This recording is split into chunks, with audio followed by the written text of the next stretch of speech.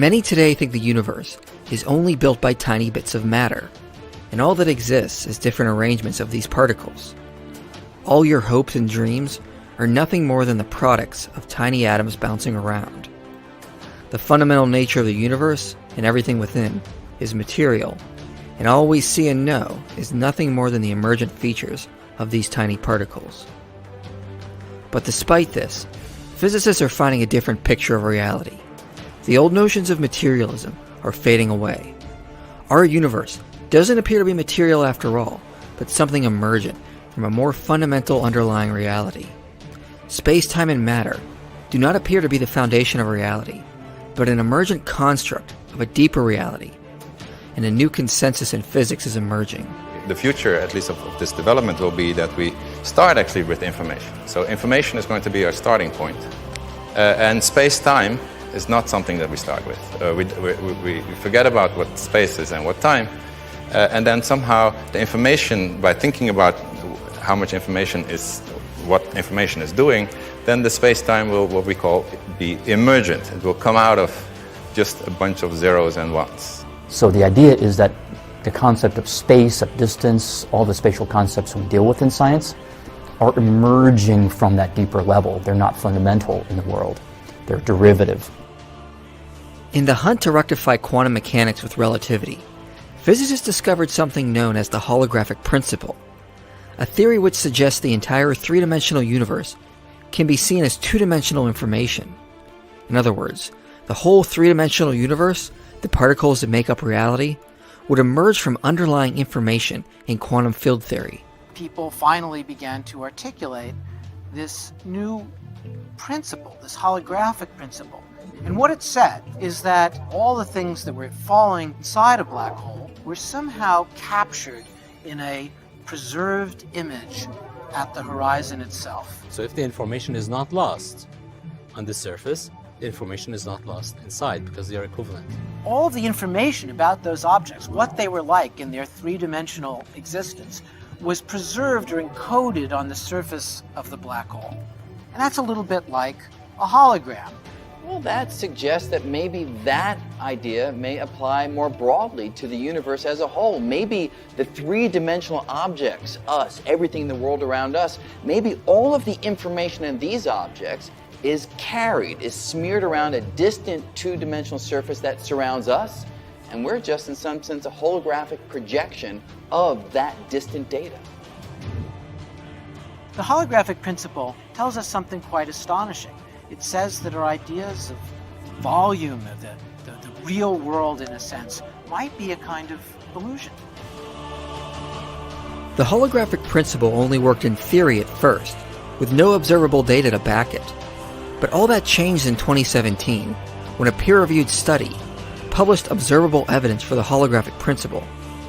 They tested the model against cosmological observations of the early universe and found that the holographic model is compatible with the data that is found in the cosmic microwave background radiation.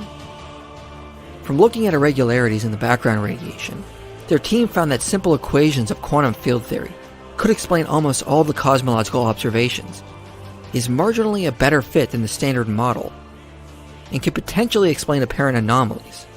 But this would mean evidence in the cosmic microwave background radiation infers three-dimensional reality is an emergent informational construct. Observable evidence infers reality as we experience is not fundamental, but emerges from the quantum realm. This piece of data only correlates to a study from later that same year, which points out entanglement is an inevitable feature of reality. Entanglement happens when two particles interact in a way that their quantum state or wave function cannot be described independently or without the other. However, if you were to separate them by a great distance, a change to one instantly affects the other. This has been demonstrated in several experiments, and now a new study shows that such a phenomena is an inevitable feature of reality. We show that any theory with a classical limit must contain entangled states, thus establishing entanglement as an inevitable feature of any theory superseding classical theory. In other words, any theory which purports to describe reality must include quantum entanglement as an underlying fundamental feature of reality. If you entangle two particles and separate them by a great distance, a change to one will instantly affect the other, regardless of the space between them. So the information between them doesn't seem to be affected by space, implying space is not fundamental for the underlying world of quantum mechanics, but an emergent phenomena of the classical world that only exists after measurement. Whereas space is just obviously not fundamental.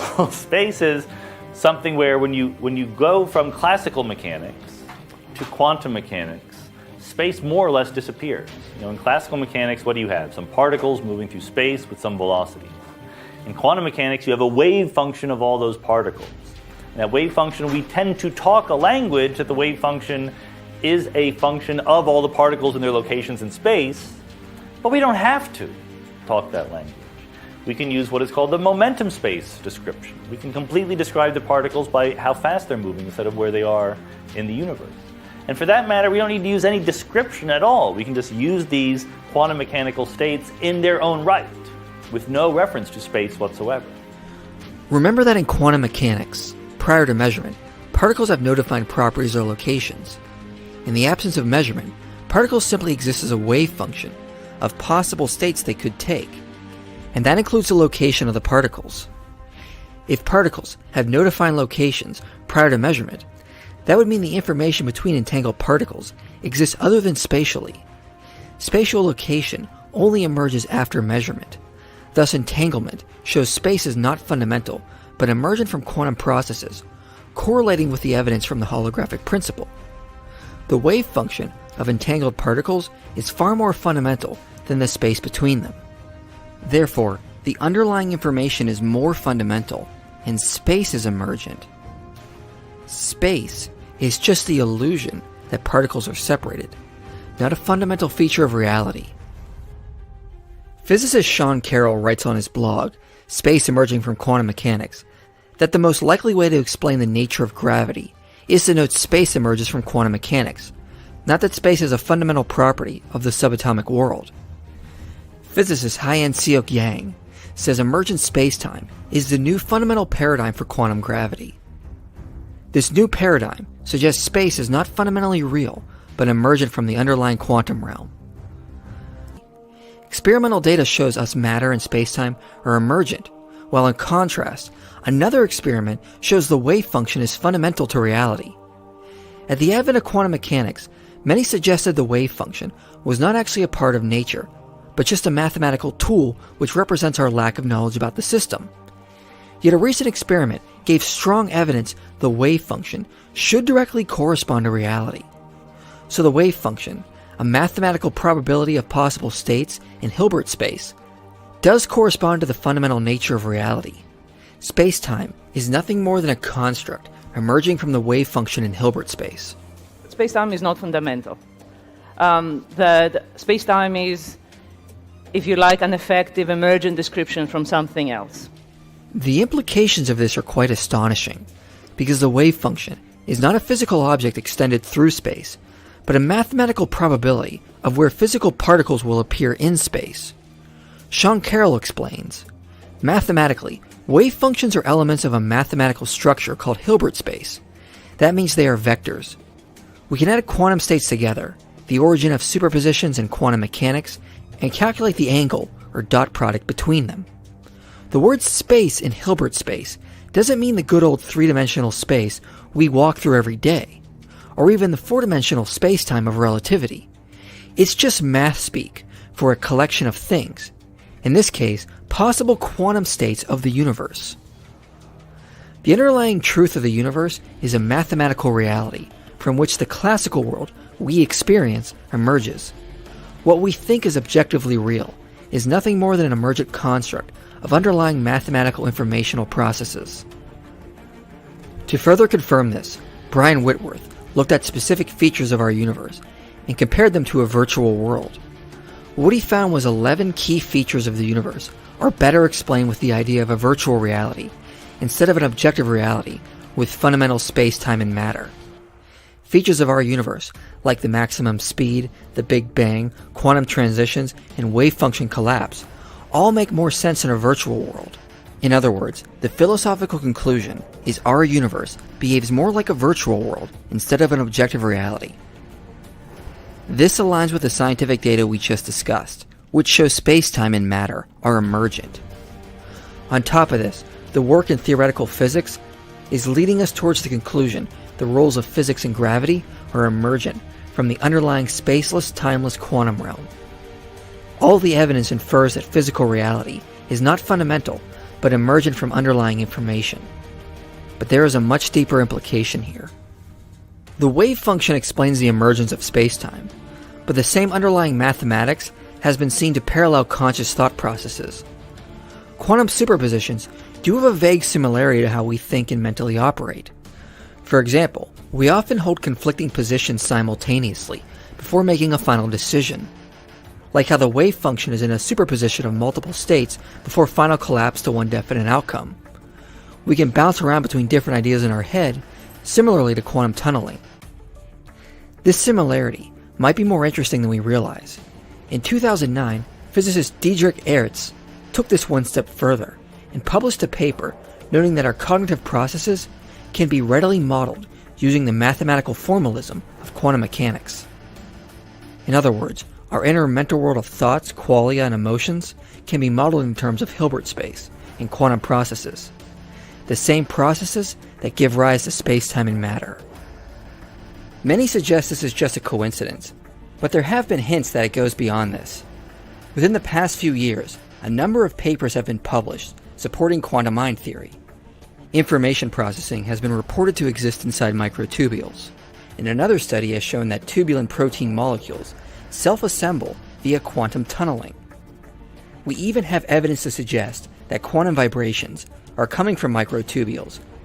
Quantum biology researcher Anirban Bandyopadhyay said the microtubule appears to be a fundamental information processing device in biology. More and more evidence keeps coming out supporting that there are quantum processes in the brain, cohering with the field of quantum cognition that the inner world of the mind should be modeled with the properties of quantum mechanics. This all suggests quantum cognition is not just a way to model cognitive processes, but directly applies to the very nature of the mind and the brain. Stuart Hameroff also points out that since the inner mental world of the mind can be modeled like the quantum world, the brain is more likely to be quantum computing instead of classically computing. Okay, so quantum cognition is this mathematical approach, and from Wikipedia they say, well, the field clearly distinguishes itself from the quantum mind as it is not reliant on the hypothesis that there is something quantum mechanical about the brain. So they're trying to have their cake and eat it too. They're trying to say we're using quantum mathematics, but we don't want to go on that risky limb that there's quantum biology in the brain, because everybody knows the brain's too warm, wet, and noisy to have quantum computing going on. Nonetheless, some of us do feel that the brain has quantum biology, and it has to. And for example, if a classical system would try to simulate a quantum system, you'd have exponential slowdown, as Feynman showed. It would be, you wouldn't be able to do it. It would involve so much computation. And what would be the point of using a classical system in the brain to simulate a quantum system if you could have the quantum system? Quantum cognition seems to fit with recent experimental data of quantum mind theory and recognizes the basic idea that our thoughts and emotions behave like quantum superpositions, not like physical objects or chemicals bouncing around inside our heads. Thus, the inner world of the mind, our thoughts, emotions, dreams, qualia, etc., would be distinct from the physical world, like how Hilbert space is distinct from space-time.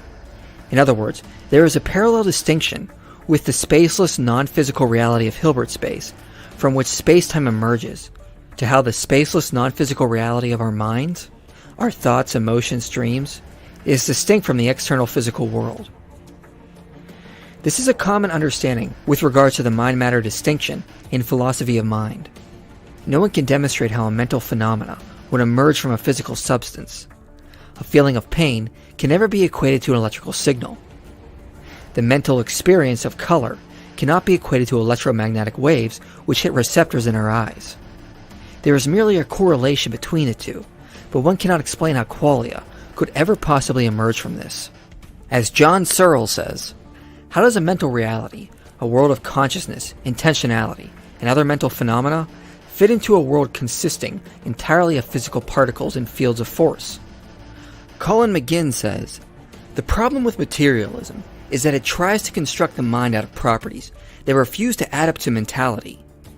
Thomas Nagel says, "If a mental event really is a physical event, in the sense and nothing else, then the physical event by itself, once its properties are understood, should likewise be sufficient for the taste of sugar, the feeling of pain, or whatever it is supposed to be identical with.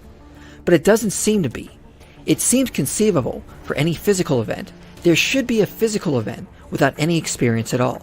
Experience of taste seems to be something extra, contingently related to the brain state, something produced rather than constituted by the brain state. So it cannot be identical to the brain state in the way that water is identical to H2O. In other words, no amount of introspection can ever be reduced to the chemistry of the brain." There's nothing about introspection that leads you to sense that your subjectivity is at all dependent or even related to voltage changes and chemical interactions going on inside your head. Okay, you can feel, you can drop acid, you can meditate for a year, you can do whatever you want to perturb your nervous system. You can feel yourself to be one with the universe, and at no point in that transformation do you get a glimpse that there's 100 trillion neurons in your head, or synapses in your head that are doing anything. But what if we have it backwards? What if the problem is we think that mind arises from the brain, when in reality, what if the experience of the physical world arises from the mental world, correlating to how space-time emerges from Hilbert space? The correlates can no longer be ignored. The scientific evidence points to the fact that space-time and matter are emergent from the wave function in Hilbert space, and the inner world of consciousness and mind can be modeled as Hilbert space in the study of quantum cognition. Add on the evidence for quantum mind theory, and the most parsimonious explanation is space-time emerges from a shared inner mental world governed by a universal mind. The physical universe we experience is emergent from a necessary mind. This simply correlates to the idealist views of philosophy of mind. It is not matter that is fundamental and mind emergent, but mind is fundamental, and the experience of the physical world is what emerges from mind. Think of what we experience. It is a world of qualia. All we see can be described as mental without reference to any separate physical substance. It is completely impossible to describe the inner mental world in terms of physical interactions, but we can easily explain the physical world we experience in terms of qualia, shapes, forms, feelings, tastes, smells, etc. All of these are mental in nature, and the physical world itself can be reduced entirely to mathematics in how we describe it. Keith Ward says it like this: "Any physicist will say that brains are mostly empty space, in which molecules, atoms, electrons, quarks, and other strange particles buzz about in complicated ways. It seems as though physical objects, when not being observed, have no colors and no sounds, smells, or taste either. Sounds, like colors, are not physical events. Neither are smells, tastes, or sensations. Things do not smell like, taste like, or feel like anything when nobody is smelling, tasting, or feeling them. The physical world, it seems, is totally vacuous. No colors, sounds, smells, tastes, or sensations. What on earth is left?" This correlates to what a few scientists have recently published, where they point out that there are interesting similarities between neural networks and the cosmic web of galaxies. Recently, astrophysicist Franco Vazza and neurosurgeon Alberto Folletti wrote an article on the similarities between both. Is the apparent similarity just a human tendency to perceive meaningful patterns in random data? Remarkably enough, the answer seems to be no. Statistical analysis shows these systems do indeed present quantitative similarities. They note the similarities line up with information processing, power spectrum analysis, total neuron to total observable galaxies, and in many other ways. If idealism is true, then this is readily explainable and fits with the rest of the data we have presented. Both form the same physical structure because both are emergent from an underlying mental reality. Under idealism, the brain is simply seen as the physical manifestation or second-person experience of a first-person conscious experience. And it fits with the idealist view that the whole universe would be structured in the same way, since it is also the emergent physical manifestation of mind. Thus, given the philosophy, combined with the direct scientific evidence, the conclusion is undeniable. As Max Planck said, all matter originates and exists only by virtue of a force. We must assume behind this force is the existence of a conscious and intelligent mind. This conclusion has already been reached by cognitive scientist Donald Hoffman. His model argues that given all the data we just discussed, the best explanation is space-time is emergent from consciousness. The top was the conscious agent dynamics, long-term behavior. And then if you write down the wave equation for the free particle in quantum mechanics, it's exactly the same equation. This is the non-relativistic case. You can actually read off a one-to-one mapping between non-relativistic quantum mechanics and this agent dynamics. And I won't go through it. This is the actual read-off of the equivalence between space and time and aspects of consciousness. Now, that's non-relativistic, and I'll close by the relativistic. I mean, the ultimate thing is we want to have a relativistic quantum theory falling out of a theory of consciousness. And the direction I'm going on that, and I'm starting to collaborate with Chris Fields and some others on this, is to actually take a system of two conscious agents, and it turns out it can be represented by something called a geometric algebra that I've written down there. And that geometric algebra is precisely the geometric algebra that describes the relativistic quantum free particle, massless particle. So the idea is that we can get space-time coming out of this, Dirac spinors, and ultimately, using Penrose twisters, maybe even quantum gravity. So the idea is that this program, for it to be successful, has to start with consciousness and give us all of quantum physics, and then we've solved the mind-body problem going the other way. The paradigm is shifting, and a new consensus is emerging. The old notions of the physical world being fundamental must be abandoned in light of the new scientific data. Consciousness is fundamental, and the experience of the physical world is what is emergent. The data has been building up in several fields, from philosophy, quantum physics, neuroscience, biology and chemistry, and cosmology and holography. A new paradigm in physics is emerging, one that turns the old materialist notions on its head. We are not the accidental products of the blind workings of matter. The workings of matter are the products of the mind. The evidence leads to the conclusion our universe is an emergent world from an underlying consciousness. The paradigm is shifted, and the way we view ourselves and the universe will never be the same.